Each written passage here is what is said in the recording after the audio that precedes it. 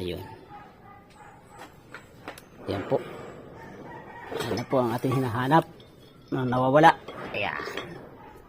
Yan po ay sa ano natin. Ang galing nga bearing nito ha. Oo, papalitan talaga eh. Tingnan natin. Tingnan natin yung cameraman.